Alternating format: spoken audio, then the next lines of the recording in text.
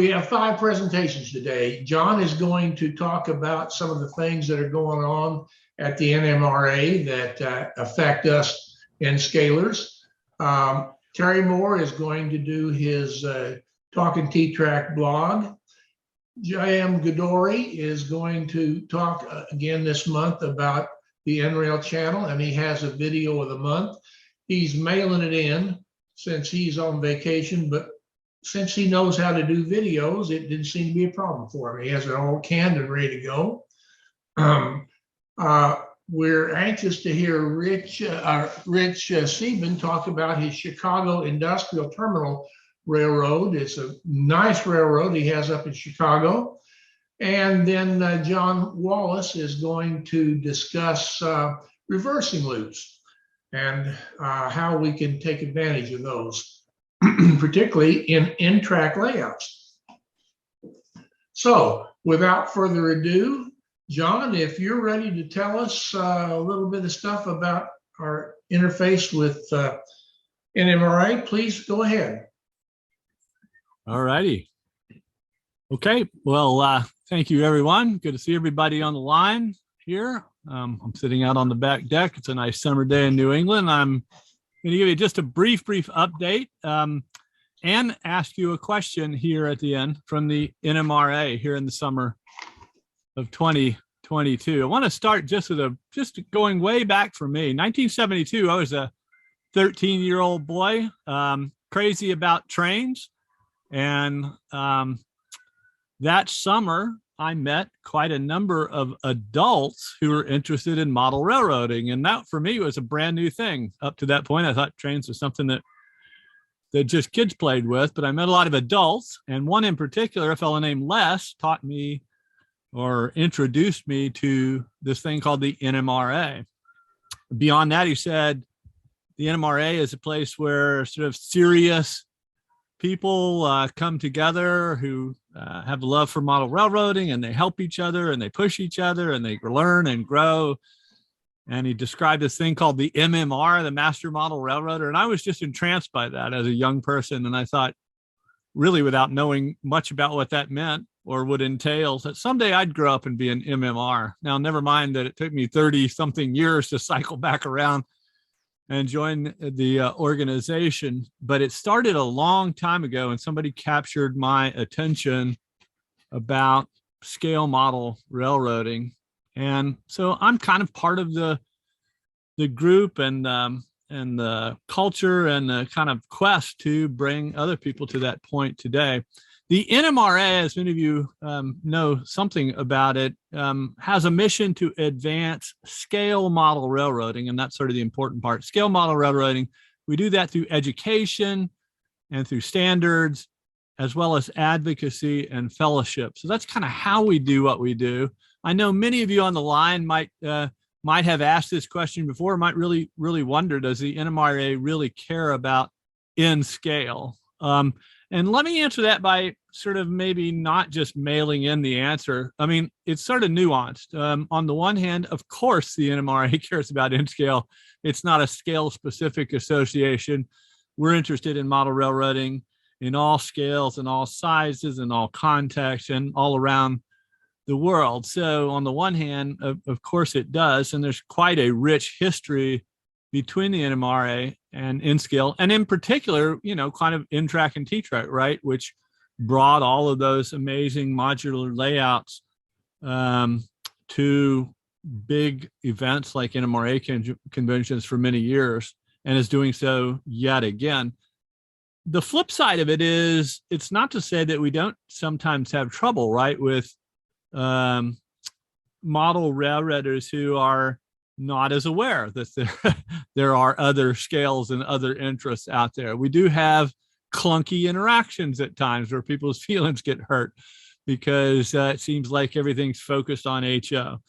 But really, I think the question here, the way to think about this, at least it's been my experience, and I'm on the national NMRA board now. I'm an N-scaler. Gordy Robinson, who's the president of the organization now, is an N-scaler. There's lots and lots of us around, and I think we're well represented. But what I believe we need to do is quit asking for proof that the NMRA cares about N-scale, and instead, as N-scalers, take the lead in showing other people in the NMRA and in the hobby in general, you know, what the power of our scale is. And just as an example, in a recent NMRA virtual convention, I hosted a panel of 3 operators, and we talked about operations in N-scale, something that I think a lot of people might have been dismissive of because their sort of picture of our scale and our abilities is, you know, 30 or 40 years old.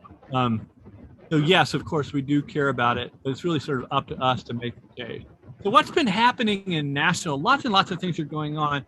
Just in the last year, busy slide here, let me hit a couple of highlights. We have moved to electronic voting and balloting worldwide. We hired, we got ourselves a SurveyMonkey account, and we've been surveying members on a regular basis, trying to increase input and feedback from all corners of our organization. We're working very hard to increase transparency, sharing information. Gordy has set up sort of a pace and an expectation around just being available and accessible, which is frankly wearing some of us out, but you know, just a whole lot of things like this to get out and really connect with people. We've done a big major overhaul and update of what we call the beginner guides, which are on the website, information for people who are new to the hobby. We've added member recognition, not just to the kind of the people who've been around forever, people who've been members for 20 or 25 years, but now we have 1 year and 2 year and 5 year and 10-year recognition. Big project. We've put about 50 years worth of back issues of our NMRA magazine and its predecessors on the website. Huge repository of information. We just have a couple of decades left to go before we'll have the whole history of that. And then kind of the big capstone for us is in the last couple of months. Some of you may be aware we have launched the digital NMRA magazine, which is really important from the standpoint, I think, of sort of some people really want it and wanted to consume that magazine that way and not get the paper magazine. But it's also, I look at it as kind of a really important sort of metaphor for doing things that lots of people have said for a long time couldn't be done, right? Just sort of coming into the 21st century, doing something new. This has been a sort of a big mountain that people have been talking about and never doing anything about, and we've gotten that done now in some 6 months or so. What's ahead in the next year? A lot more work on transparency, openness, data sharing. We're doing launching something called the Division Success Kit. The NMRA has about almost 20 regions around the world and almost 175 divisions. So lots of divisions are out there doing great things. So not being prescriptive, but instead pulling together lots of success stories and best practices and things like that into a kit for how a new division or new leadership in a division can be more successful. We've created a new organization structure in our standards and conformance group, added a whole bunch of people to that team. Frankly, we've added a lot of people to the NMRA team all the way around. And so we're just building a bigger team so that we can get more done. We're in the middle of a website upgrade, which will be really, really welcome. And then we got a couple of things that are really big. Something called the NMRA interchange. The best way to think about that is if the NMRA had an app, this would be it. And that's what we're going to have. We're going to have an app. The NMRA interchange is going to have functionality like Zoom rooms, like chat rooms. It's going to have sort of social sort of connectivity like you would with a Facebook, only it's private. Searchable threads where you could find information. So lots and lots of stuff. This is a big one, the NMRA app, the interchange. We are updating the at-risk policy, sometimes known as the youth policy, to make that more kind of encouraging and friendly. And we have a really big new education program, which will launch probably about this time next year. It's very, very big in scope, very potentially transformational. Remember, education is sort of back and core to the mission. And so we see our future as innovating and learning and growing and sharing. There's a lot happening and a lot coming.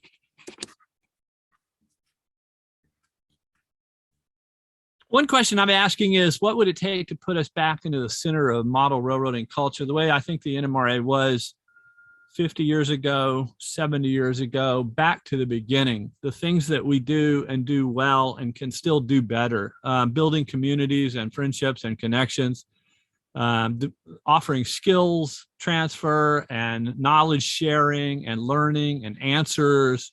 Of course, standards have always been an important part of this and will continue to be, adding purpose and meaning in the hobby and all in the notion of having fun doing what we do. Like the sort of moonshot idea as a vision for our country in the decade beginning the 60s, we believe we have to have a big and bold and compelling vision for the future of the NMRA. So we're asking a lot of sort of big questions. What's really possible? Frankly, what's not so possible, but we want to aspire to anyway. And so we're talking now about this NMRA 10x, 10 times bigger, bolder, and better than it is today. What would that look like? Gosh, an organization that could be really, truly international, all across the world, where railroading is happening in lots of different places. Imagine having 150,000 members instead of 15,000. Nothing is big like that today. As many as 10,000 master model railroaders and 50,000 people participating. We literally have experts all over the place, and diversity and scales and specialties and interests. This would be the kind of scale and sort of activation energy that would just offer so much to everyone. Extraordinary 21st century connectivity, fellowship, truly a global train club. That's kind of what we're dreaming about now. Standards that will support the next generation leap in this hobby in the early 21st century, a go-to source for this really transformational kind of educational platform to help people learn and grow and do in this hobby, and capturing the imagination of the next generation, young boys and young girls, kind of the way I did when I was 13 years old and somebody told me about the NMRA. This is what we're thinking about, and we see a big significance here. I call it building model trains so that we can help build better human beings. It's not going to be somebody else. We are the NMRA, and so if anything is going to happen, it doesn't come from some sort of lofty corporate tower or some nefarious group making decisions in the background. It really happens or doesn't happen depending upon what I and you and others do. So that's where we are today. We're looking to rebuild this community based on some shared values, on our mission, and on a big, bold, and compelling vision. So here's my ask for everybody online. I just had a few minutes today, but I'm not going to ask you just to join the NMRA, but to spend some time this summer thinking about learning more, maybe pushing past what you know or don't know about the NMRA, and just considering whether or not there's a role for you to play in helping us to make this association and this hobby a great place for N-scalers all around the world. So, Razor, that's what I have. If anybody wants to get in contact with me, you can see my address here. It's that's East Director at NMRA.org. Thank you, John. Very, very informative. Are there any questions that anybody would like to bring forward? Now, I don't see anything on the chat screen, but if you do come up with a question, go ahead and write it down in the chat and we'll come to it later. Let's see, there is one from Michael Skelly. Yeah. He asks, how is the future NMRA going to participate or respond to upcoming virtual reality? Oh, wow. What a cool question to ask. It's a good, I have no idea. I have no idea other than to say in general, this is exactly the kind of thing we're thinking about, which is how do you define the hobby in a bigger way and make a bigger tent that lots of people can sit under? Now, there are some aspects of the model railroading hobby that won't fit in our bucket, right? Because we're really about scale model railroading. So there might be some things that sort of end up outside of our lane. But I do think you're going to see a whole new, fresh way of looking at all the ways people enjoy trains and model railroading and trying to make those connections and help people have more fun doing it. So I don't know. We'll have to take that one back and tease it out a little bit more. But thanks for the question. And we have one more, John. How do you see the NMRA working with NTRaK, NRail? Well, I think this is actually, when I came onto the board, this is one of the couple of things I had on my list of things to do. And I believe that that is going to be to help connect the dots better. So I don't see us sort of trying to recreate what NRail is doing. Why would we do that? But NRail is already what we call a SIG, a special interest group inside the NMRA. And I think we get the right people working on this. What we do is we raise the visibility of everything that's happening under the NRail umbrella. And I think make NRail a lot more successful. So I think a lot of things are in place. This is also, by the way, true of a lot of the other scales too, right? O scale and S scale and Z scale and lots of narrow gauge. These people sort of also feel like sometimes they're a little bit left out. So one of the things that all of us can do, and you hear people talking in this group all the time about, you know, submitting articles to the NRail newsletter.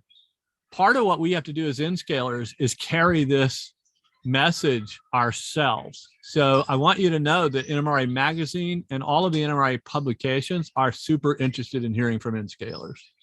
So let's just figure it out. Very good. Dave Menard made a comment. He says, I think NRail needs to reach out and mend the writ. And I think what we're doing today is right on that target.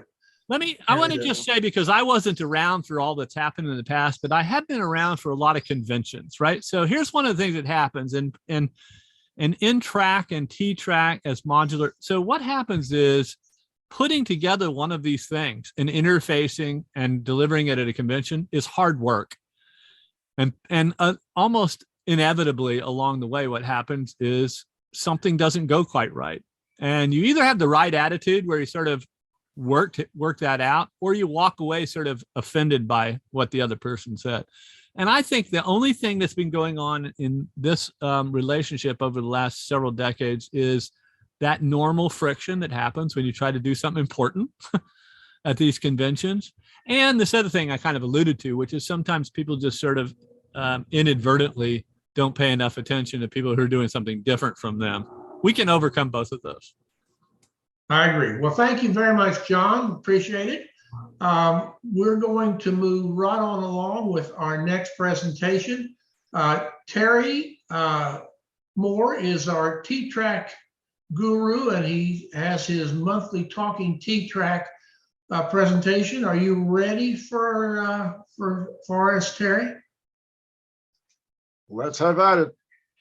All right, you're on, my friend. Some non-standard modules are a standard size.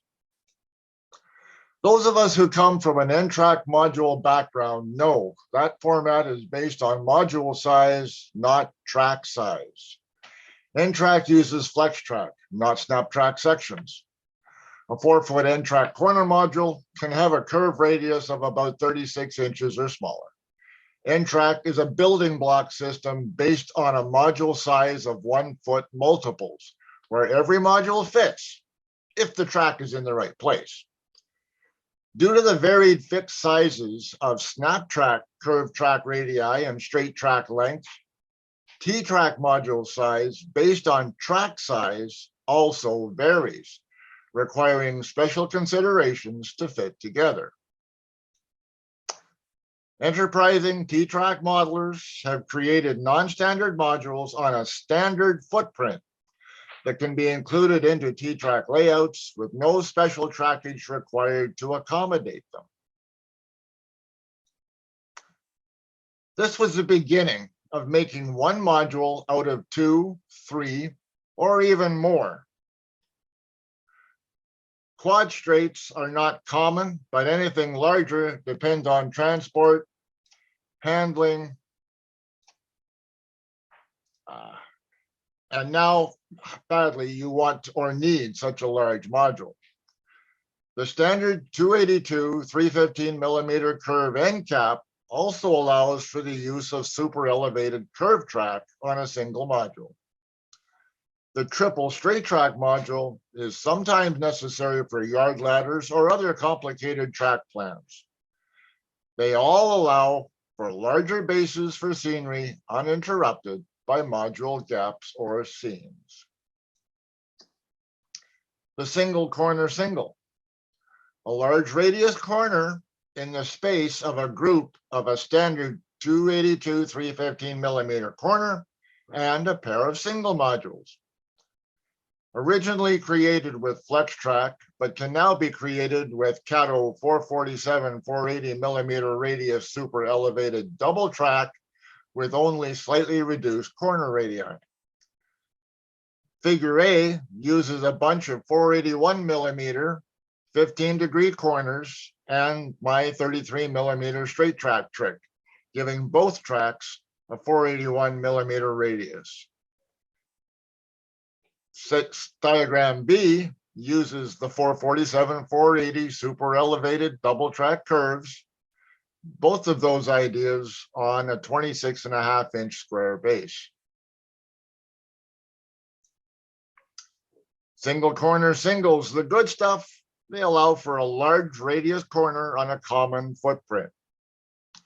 More scenery options without module seams.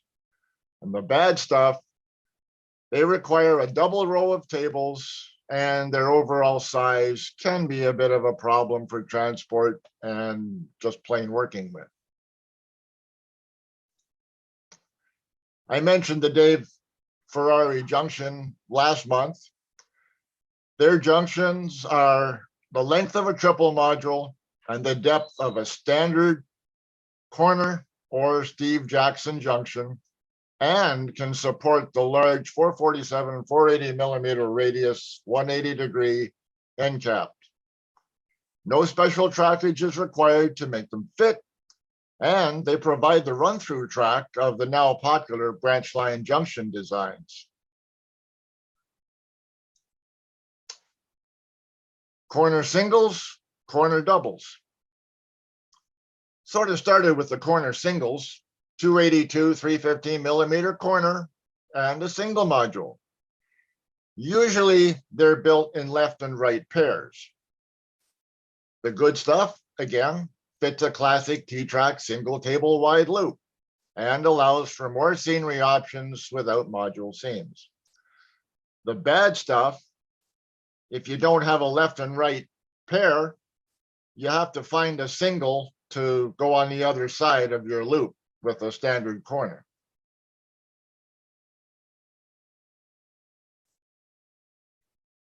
The single end cap single.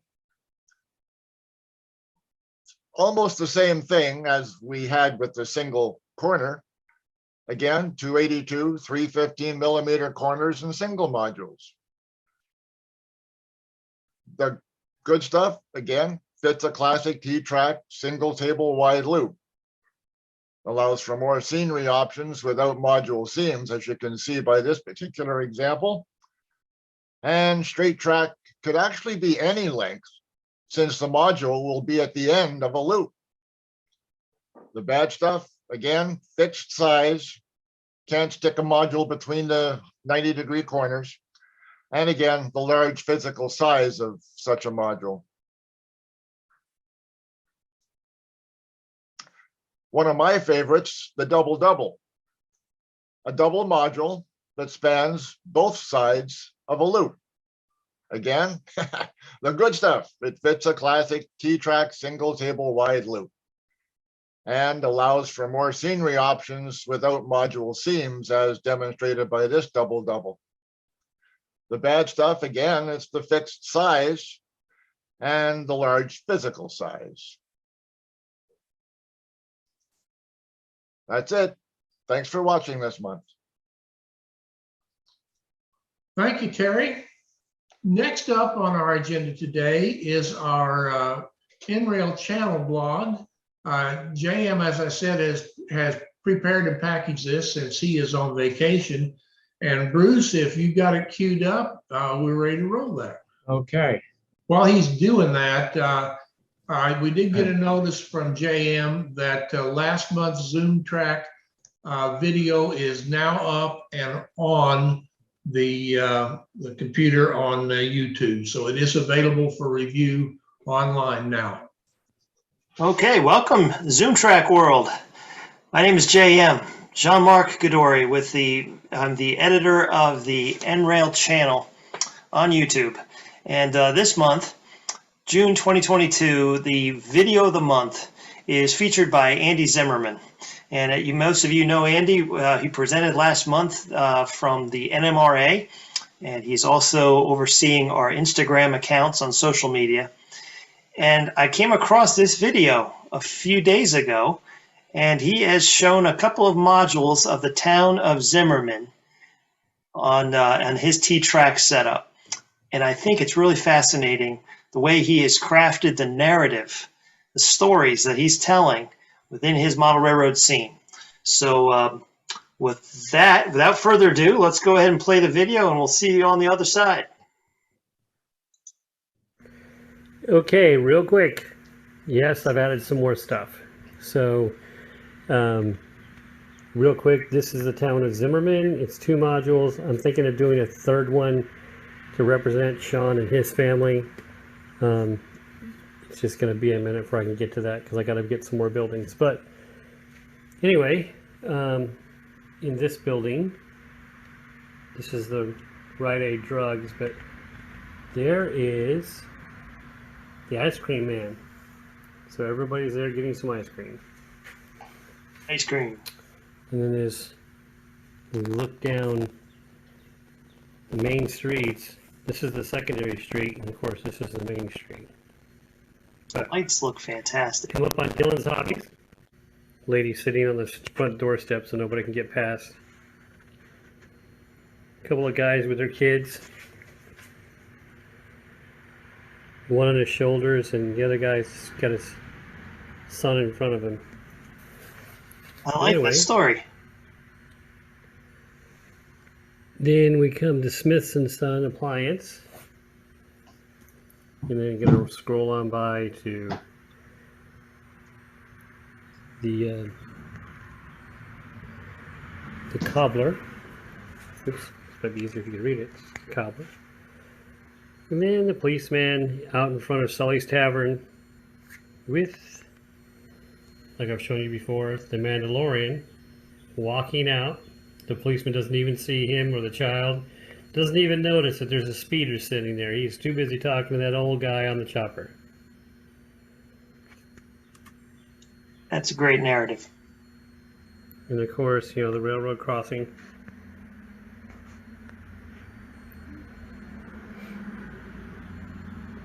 And you got the barber in the tobacco store with the old tobacco Indian standing out front right there.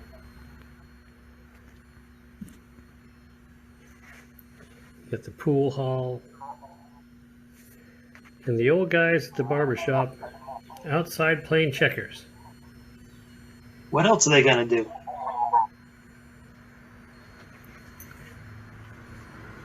You got the world's oldest profession. Oh my. And you've got some guys over here looking to cause some trouble.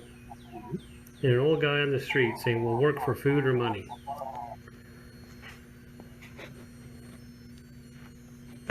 And as we kind of roll through, see a lady and her daughter walking, meeting up with this guy right here with his dog. And you got some people standing out front reading the paper, looking at magazines on that magazine stand. Some ladies just finished their purchase from Bold Notion Quilting. I added that light because it seemed like it was too dark. But that way it really highlights these quilts that I printed and folded and put on quilt racks. Great idea. Driving me insane. There you go. And those are actual quilts that Lauren's done. Of course, you can see the big quilt hanging up in the back in the window. All these ladies looking to get their 20% off because it's store-wide sale today. And as we back out, you can see the movie theater. I added some buses. There's a city bus. Headlights, taillights. There's Great. the Italian restaurant. I put all those lights in that wrecker right there. And the headlights and the taillights. In the general store. And as we kind of go back on the back side,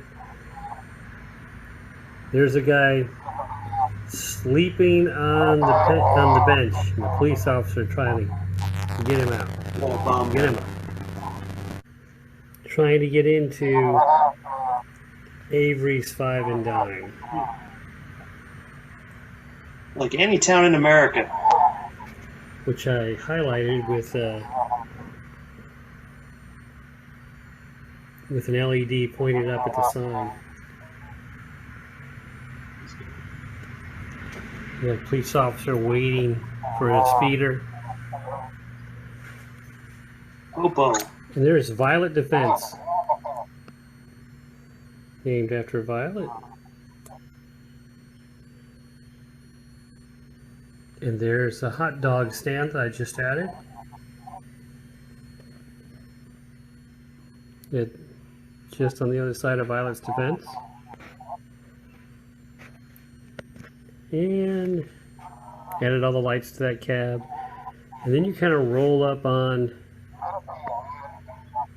Andrea's Bakery.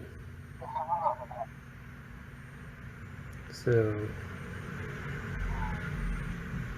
baked fresh daily. Pies, muffins, and more. Andrea's Bakery. Breads, cakes, cupcakes. Love those handcrafted signs. And of course you have another stand here.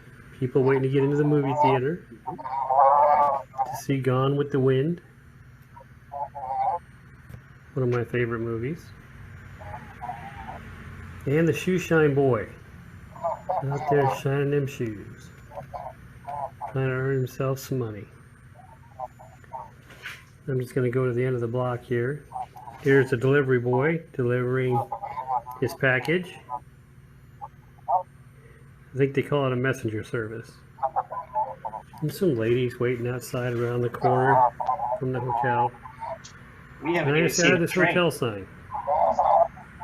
So, we've not even seen a train yet. I mean, look at all these people waiting to get into Arya's restaurant.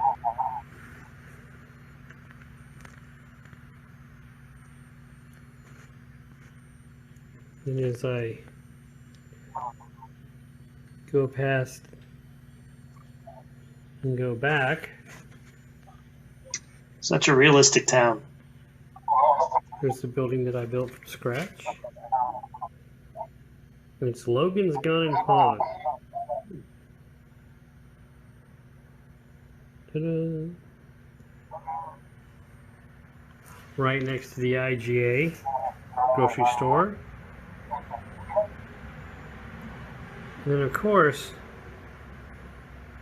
the Davenport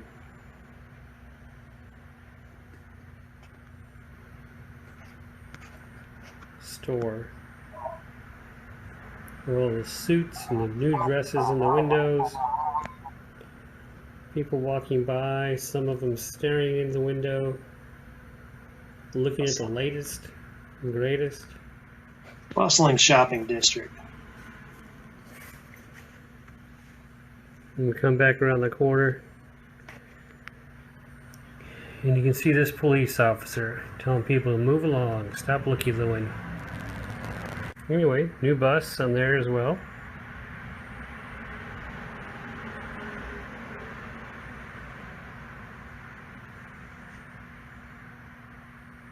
Going down Main Street some more.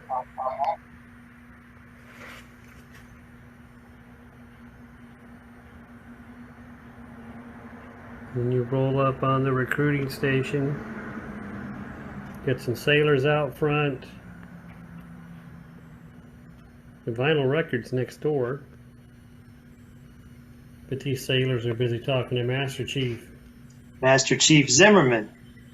Master Chief's got them at attention. Yes, sir. Some prospective new recruits standing out front. I added that light so it would highlight them better. And it looks like you got an alley right there. And we're back on module 1. Terrific job, Andy. But that's it. That's the town of Zimmerman. That's cool. And I think I'm pretty much done with that. So we're back. I hope you enjoyed that. Video of the month for June 2022. Congratulations, Andy Zimmerman. That was just a fantastic job. The realism in the towns and the narrative. We didn't see a single train, and you don't have to have a train to have a great railroad town. And that's what we just watched. So great job. Guys, we'll see what we can put together between now and July for the July video of the month. Meantime, you'll be able to see Andy's video without my face in the way. We'll add it to a playlist, and of course it will be archived right there with the video of the months into the future. So thanks again. Guys, enjoy the rest of ZoomTRAK. All right, thank you, JM. Very interesting. All right, proceed up to Chicago and see what Rich Sieben has got developed for us to look at. Rich, are you ready to show us your fantastic layout? Yeah, I'm ready. Okay. So I start with the Belt Railway of Chicago. There's 3 railroads directly represented: the Belt Railway of Chicago, the Illinois Northern, and the Chicago Junction. So we start with the Belt Railway of Chicago. There's a steel mill back here. This is a railroad all by itself. There's a 4-track yard here, and the other steel mill things that you need to have, the furnace and the rolling mill and a repair shop. It provides a lot of traffic. Then we have the B. Cruiser Yard, which is named after Brian Cruiser, who actually supplied me a lot of materials for my layout. There's a sand mine here that provides sand for the glass plant, which is in the next area of the layout. This is my engine terminal. I built all that in 2 weeks. And then I go across a lift out bridge here. And this is a tallow rendering plant. And everything else in the back there is what's going to be the glass plant. And to support the tallow rendering plant and the glass plant, I have a small yard here. So you bring a cut of cars over to here, and then the local switcher switches all those cars, inbounds and outbounds. And I have a whole separate way to operate that, using index cards with instructions on them, what each step is to be done. So it's different than the rest of the layout, which is operated largely by colors. I have color coding on the layout plan, but you can see the colors on the car cards. And it tells you where the next blank space is, where the car is going next. Then you write in the time that you deposited the car, and you have to wait 2 hours or 2 turns, depending on how many people we have, before you can move the car again. And then this is where the Belt Railway Chicago ends. And we start with the Illinois Northern, which really started in a Grand Trunk yard. This was Elsden Yard. Let me duck under here. There's the superintendent. So each track here represents a different railroad, and cars are brought in here and some of them are interchanged to other railroads. Whichever track fills up the most is the next one that gets pulled. And then this is where you separate those cuts of cars into individual trains for jobs to be worked. Another small engine terminal here. And then I have the Elsden industrial area. This is operated by the Elsden yard guy. It's close by, so we can do that switching. And then next is the 33rd Street yard. This yard is in the real railroad. It was an interchange yard with a couple other railroads. But in this case, it's used to sort cars to and from the paper mill and the brewery, which is on the other side of the wall here. There's the paper mill. There's a couple of the tracks here. And then there's some other industries that the paper job works. But most of the rest of this is for the brewery. There's 5 industries along the wall there. And there's a off-spot track in front of that. There's the brewery.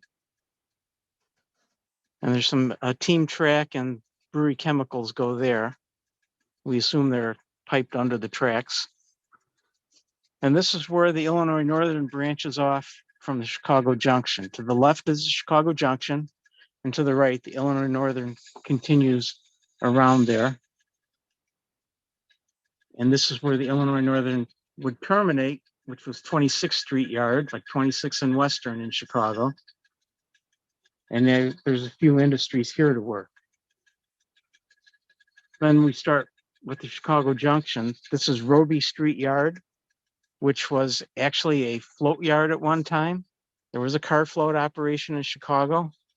They would move cars up and down the river to either a company that had riverfront access but didn't have a siding, and they would offload stuff directly from the cars. In this world, I use the North Pier Terminal, which they did offload cars at, but I use it as another float yard, and I'll show you that too. The other item of note here is the Chicago Junction Freight House. The real one had 24 or 26 tracks, so I got 4 tracks, selective compression. And that makes this job pretty busy because Roby Street is sorting cars to and from the car float, and he's also got that big freight station to switch. Now this is Ashland Avenue Yard. This side is the interchange yard for Ashland Avenue. There's 15 other railroads represented here. That's a picture of the stockyards in the background. That's where I would typically run a stock train to, but I haven't run that very often. Then this is the sorting yard for Chicago Junction for the Ashland Avenue yard, where we sort by color to the individual tracks. And I'm telling you about all these colors. Here's a map of the layout. Each color represents a different switch job. So that's how you switch these things out by color. It makes the sorting pretty quick. And then you can keep up with the rest of the railroad. Along the back wall here is various industries that is run by the Loomis Street Yard operator job. And that's Loomis Street Yard. It's 4 tracks. The real Loomis Street Yard is 4 tracks today. And what is left this is what's left of the stockyards, actually. Vantage Chemicals. And I have a photo of the actual, you can see the 4 tracks in the yard there in that picture. And there's Vantage Chemicals. So I was just trying to get the look and feel of that here. Then we go down, this would be Iron Street for the Chicago Central Manufacturing District. And we go into the Central Manufacturing District proper, where there's different industries. It's very tight, just like the real thing was. there's very little trackage left in what was the central manufacturing district. I think there's a small yard and another tallow processor. And this is International Harvester. International Harvester really belongs over by 26th Street. I had it there originally, but it didn't really fit. Too much interference between the operator switching this operation and the 26th Street yard. So a little modeler's license to change things around a bit. And I told you I would have the, here's superintendent again. The North Pier Terminal, something that could have existed on the footprint of North Pier Terminal, but cars just bring them over here and set them on the track here. So it's kind of a fiddle yard. And then you switch the cars to the various industries. I don't have any buildings in there now, so you can see the track. Someday it'll be scenic too. That's the whole layout. Any questions? That looks very good. Let me ask you a couple of questions. Now, you operate this thing on a regular basis, do you not? Yes, every month. And how many operators do you have there in a normal session? It varies. It varies, but I've had up to 13. I think I could probably take 15. Easy enough. And your operating session lasts, what, 2-3 hours? Yeah, about 3 hours. So Well, we start at 6 and go to 9, maybe even 10 if we feel like it. But because of the way my staging works and the car cards with all the locations on them, there's no staging really for me to do. Every move you make stages the next move. So it's continuous operation. So we can go as long as we can stand to stand. That's great. Now, how big an area does this thing cover? This is in my garage, 20 feet by 22 feet. You got it packed in there really well. Yeah, I've been told I'm the expert of getting 10 pounds of you-know-what into a 5-pound sack. Well, Rich, thank you very much. And I guess if anybody is in the Chicago area and is interested in taking a look or operating your railroad, they can contact you. Yeah, if you go to operatingsessions.com, you can mark up there. It's the second Saturday of every month. Great. And sometimes I run extra sessions. If enough people express interest, I'll do it. Fantastic. Okay, well, I'm looking here. Got a couple of, one guy says, hey, road trip coming up. So that's good. Thank you very much, Rich. I appreciate it. Always looking for operators. And now for our nightcap on this month's ZoomTRAK meeting. Let's go to John Wallis and talk a little bit about reversing loops. John, you ready to rock and roll? Yeah, I'm ready, Steve. Okay, when Steve first asked me to do this, we were talking about the Digitrak's AR1. And so part of this focuses on the AR1, but then he later expanded it to other systems. So we'll cover a little bit more than just the AR1. Here's the basis of auto reversing. You got a loop or you got a Y. Those by themselves are very simple. The problem is when you connect to something else in that reversing loop, or that tail track on the Y goes somewhere else. So then it gets a little more complicated. And that shows the AR1 in each case, and those work. Now, the AR1, of course, is not the only auto reverser. Any DCC booster with auto reversing capability, and every Digitrak's command station and booster built since day one are capable of auto reversing, and they are still fully compatible with today's newer systems.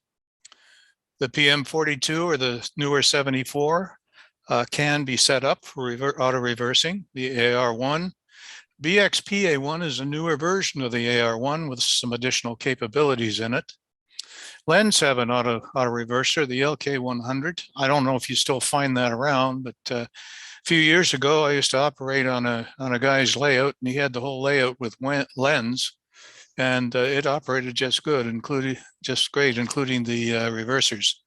The MRC AD520, probably the simplest auto reverser. It's essentially an AR1 without the adjustment, but it works okay. And then the DCC Specialties reversers that Tony's Train Exchange sells, the PSX series. Now, there are others.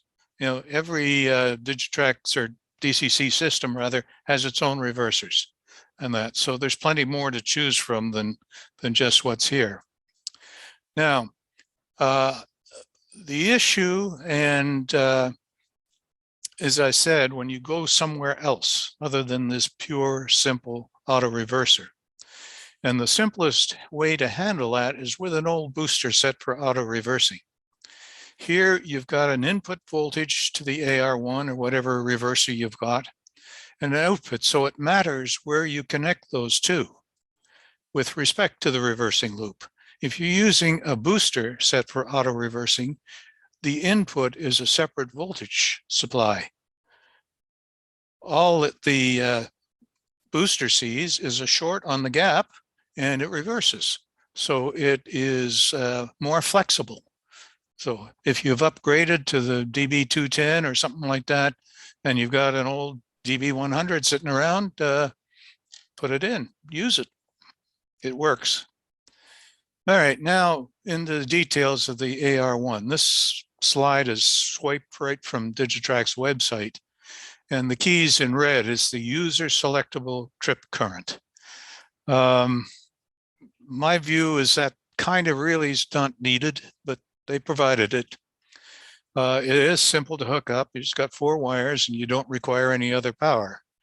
But it has some restrictions. Both ends of the reversing district must be connected together.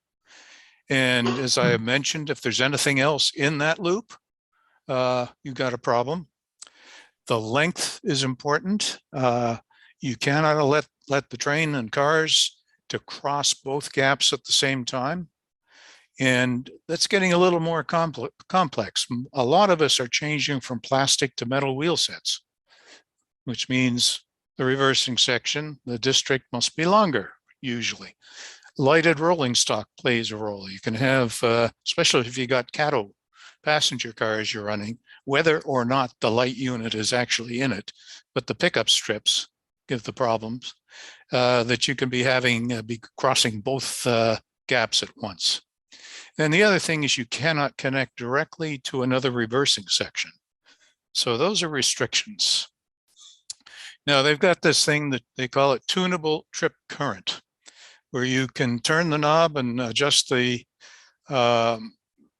trip current from 0.25 amps up to 8 amps.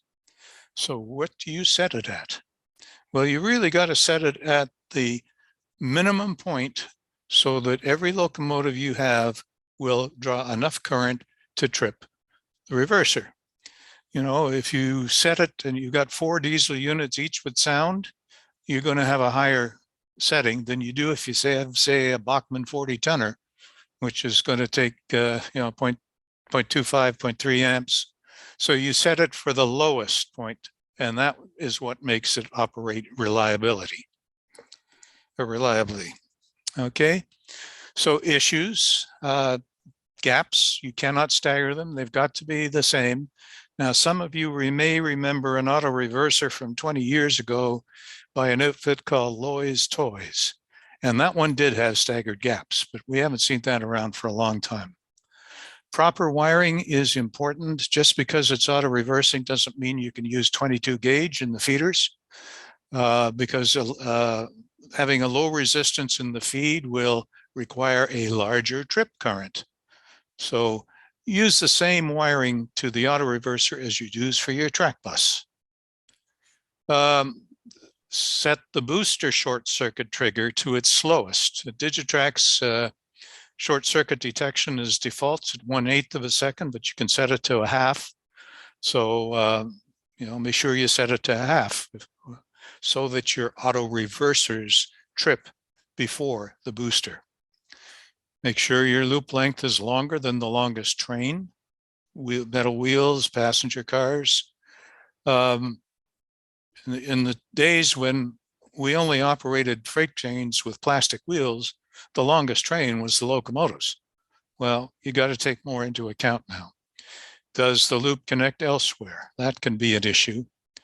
And if you are using a booster for auto reversing, make sure that the booster common is connected. You'll get much more reliable operation. So what do I recommend? If you've got a simple reverse loop or Y, as shown on those diagrams earlier, auto reversing booster, the AR1, the BXPA1, 8520, PSXAR, they all work. If you have a more complex loop or Y, the BXPA1, the PSXAR, and the auto reversing booster. Now, an issue which really can be a problem is you have one auto reversing loop connected directly to another auto reversing loop. All right, what happens is the train goes across, the auto reverser in loop 1 reverses when it sees the short, but so does the auto reverser in loop 2, because it also sees the same short, and you get a problem. And the only solution to that right now is the PSXAR, because about 3-4 years ago, they introduced a new feature called the double reverse mode, where you can essentially set one of the two reversers as kind of the master, which will control overall control of both of them. So that's it, guys. All right. One of the things that that led me to ask you to do this was you have a lot of experience with the Eastern Inline's layouts where they have a lot of these balloons. Mm-hmm. And as you cross around and zip back from the mountain to the blue to the yellow to the red, it's come in handy. Where all have you used those things other than on the balloons themselves? Well, the junction module sometimes, depending on how it's configured, but that's essentially it. Now we do things maybe a little differently. All our boosters that we use in the ENL clubs have DP/DT switches on the outputs of the PM4s. And if we are coming off one side of the junction module, we're going around and then we're coming back on the mountain. Quite often we will switch green so that it's the same polarity as red, even though normally it would be reversed. So we can, in doing that, we can use a less auto reverser. So, we provide the flexibility we need to make it work. And I think you've also, mostly when you have people running on the NTRaK 2.0 concept that you guys run, you've limited your trains to about 10 to 12 feet, so they'll all fit in a reversing loop on a balloon. Is that correct? Yeah, once we set up and we figure out what the maximum length is, we'll put that out. Okay. Does anybody have any questions about Fraser? these AR1s? Okay, I'm looking at the chat list here. Have we done any auto reversing using Arduino? Not yet. It's certainly under discussion, but not yet. Get any complaints about length limited trains? Yeah, we have one guy who loves running 150 car hopper trains. And he's always on our back about the length of the reversing sections. John Doehring says his lack of understanding electricity is what convinced him not to become an engineer. Okay. All right. Let me before I shut up, Steve, let me put in a plug. I'm going to be doing a clinic in Nashville next Friday at 10 o'clock on using the 15-volt accessory bus to power lights and accessories on modules. So if you're going to be in Nashville, stop on by and we'll see it. All right, let me just extend that. Friday are a bunch of clinics that NRail has commissioned, And it starts off with an introduction to Fremo N, and, so that you can learn a little bit more about that. John's clinic is in there, and it ends with a clinic on JMRI. So they're a really good bunch of clinics, which are worth checking out. So do that. And also, just to remind everybody, even if you don't have a module, you can bring a train to run. You just need to ask the layout coordinator when you can run, and go to it. And I think we've got 4 different layouts there. Yeah, you need to provide your own throttle, which can be either Digitrax Simplex, Digitrax Duplex, or a smartphone. We can handle them all. And why Throttle Lite you can download for free. That's the iPhone version, and then there's a version for the other kind of the Android called Engine Driver. Those guys. And they are available for free, so you can download.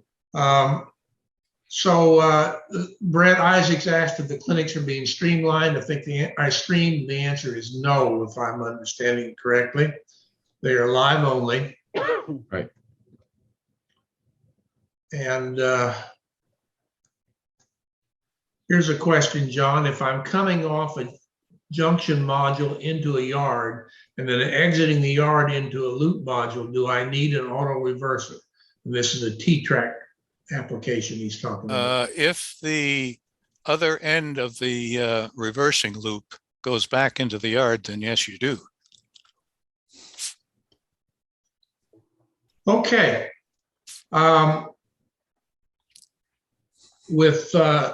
Thank you very much for that presentation, John.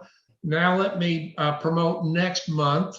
The next meeting is July the 16th. And I will be talking about some unique NTRaK modules, something that's different, things that are different from the standard. Terry Moore will have his Talking T-TRAK blog, and JM will have another NRail video for us. And we have a couple more presentations that we're wrapping up, but I think we should have a great program. We are looking for programs for August and September. If you have a presentation, please give us a shout. You can link to us at, what is it? What is it, Bruce, that I never can remember the email address for that. ZoomTRAK at NRail.org. Of course. So thank you all. I hope those of you that are going to Nashville have a great time. I've been told by the people up there that it's supposed to be hotter than Hades up there next week. So have some lightweight clothing. It should be a warm place. And of course, that means it'll probably be freezing in the hotel. So you go from one extreme to the next. Steve? Right. Yeah. Steve? Yes. Yeah, we are working to find a place that modules can be unloaded on Wednesday rather than left in a trailer or a car where the inside temperature is likely to reach 120 degrees. Good. Well, yeah, there's a side entrance, which is recommended because the loading dock is much further away. And I did send out an email about there is a room for storage that can be used. So. All right. Well, thank you all very much for attending today, and have a good time in Nashville if you're going to be there. And hope to see all of you back next month on July the 16th. And our attendance is down a little bit. I think it's the summer months, but be sure to remind your friends to tune in and join us next month. Have a great day, everyone. Goodbye. All right. See ya. All right. We'll see you. Bye. Thank you, Razor. Thank you very much. Thanks for everything y'all do. Thank you. Yep, appreciate the invite, you guys. If we maybe later in this year we'll give you another update. Thank you.